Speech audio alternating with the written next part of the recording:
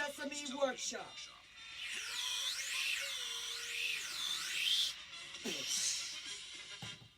The origins of Super Grover. Daddy, where did Super Grover come from? And how did he get his superpowers? Well, kids, I'll tell you the story about Grover when he was a little monster. One day his mommy called him to come inside. Well, Grover, I have finished your costume. Just in time for Halloween. I hope you like it. Why, Mommy, it is a superhero costume. Oh, just what I always wanted. The next day was Halloween. Oh, dear. I must find a telephone booth so that I can put on my costume. Superheroes always change into their costumes in telephone booths. I shall run down to the telephone booth on the corner because I know that is a cute one.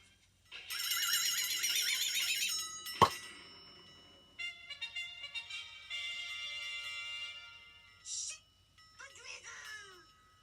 You look nice, dear. Have a good time. From that time on, Grover found that whenever he put on his superhero Halloween costume, he changed from mild-mannered, plain little Grover monster into the brave and fearless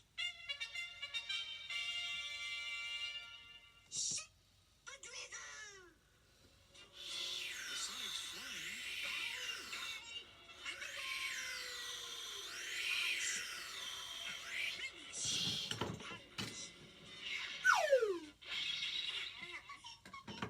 I, Super Grover, have X-ray vision.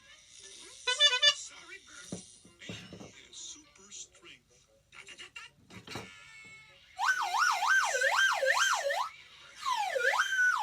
I, Super Grover, have super breath.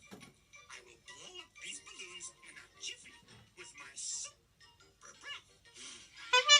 Super Grover, that's enough already. I, Super Grover, have super hearing. What's the matter, Super Grover? That's a horrible face you're making. Aha! It is Oscar.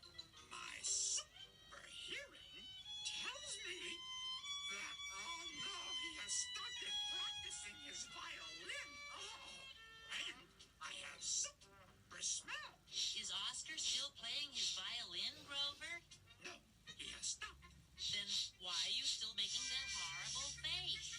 My super hearing tells me that Oscar has stopped playing his violin, but my keenly developed sense of super smell tells me that Oscar has just cooked his dinner. Oh, it smells like old socks with sardine sauce. Oh, And so, kids, that's how our mild-mannered, plain little